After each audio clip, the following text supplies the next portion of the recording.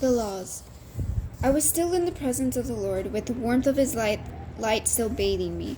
I was not aware of being in any particular place of the space around us or of other beings. He saw all that I saw. Indeed, he gave me all that I saw and understood.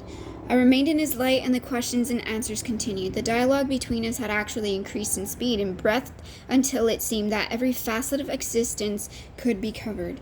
My mind turned again to the laws that govern us here, and his knowledge began pouring into me. I felt a distinct happiness on his part, a pleasure to share this with me.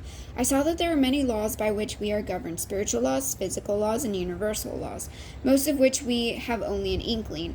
These laws were created to fulfill a purpose, and all laws complement each other.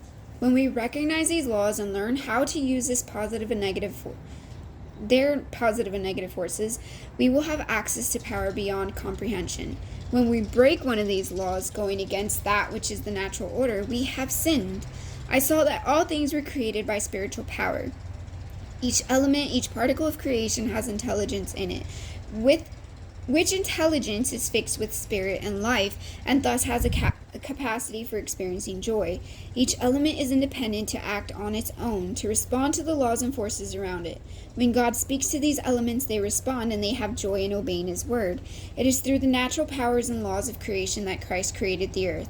I understood that by living true to the laws that govern us, we will be further blessed and will receive still greater knowledge. But I also understood that breaking these laws, sinning, will weaken and possibly destroy all that we have achieved up to that time.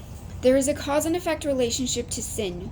We create many of our own punishments through the actions we commit. If we pollute the environment, for example, this is a sin against the earth, and we reap the natural consequences of breaking the laws of life. We may be weakened physically or die, or we may cause others to weaken physically or die because of our actions.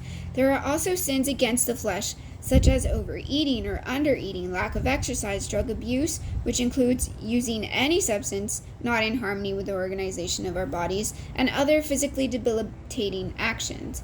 No one of these sins of the flesh is greater than another. We are responsible for our bodies.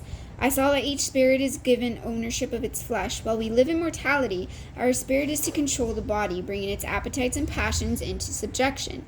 Everything from within the spirit is manifested in the flesh, but the flesh and attributes of the flesh cannot invade the spirit against the will of the spirit. It is the spirit within us that chooses. It is the spirit which governs. To become as perfect as a mortal being can become, we need to bring the mind, body, and spirit into total harmony. To become perfect in the spirit, we must add to that harmony Christ-like love and righteousness. My whole spirit wanted to shout for joy as these truths came to me. I understood them, and Jesus knew that I was comprehending all that he showed me.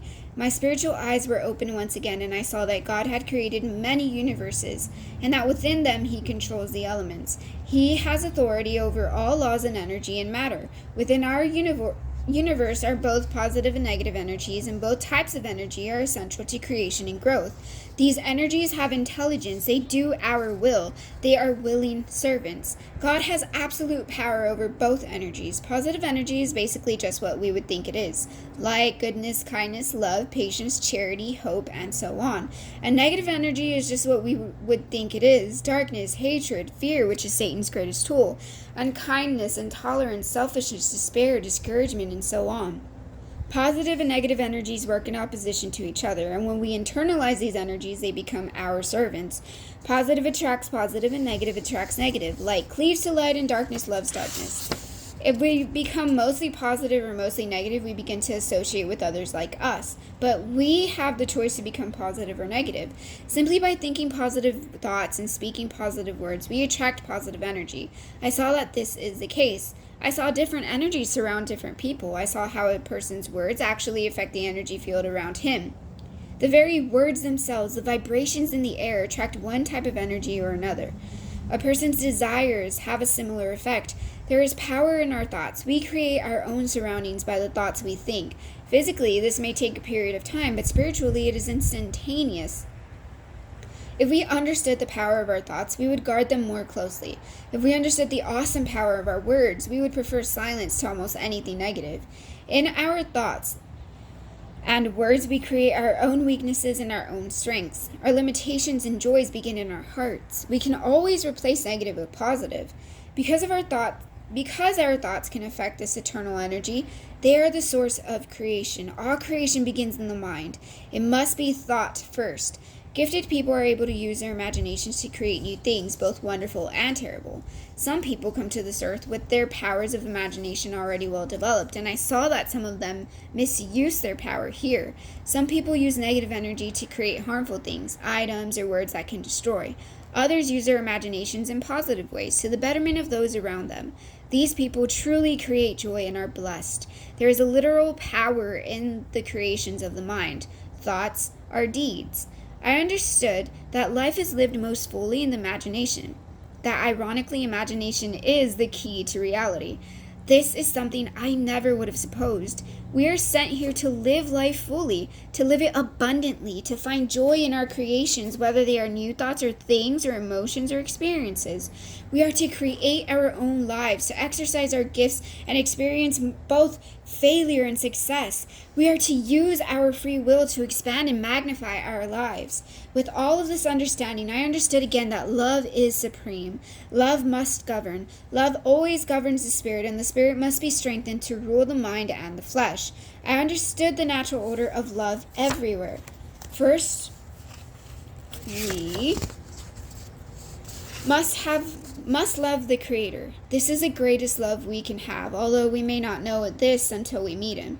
Then we must love ourselves. I knew that without feelings of self-love, that the love we feel for others is counterfeit. Then we must love all others as ourselves. As we see the light of Christ in ourselves, we will see it in others too, and it will become impossible not to love that part of God in them.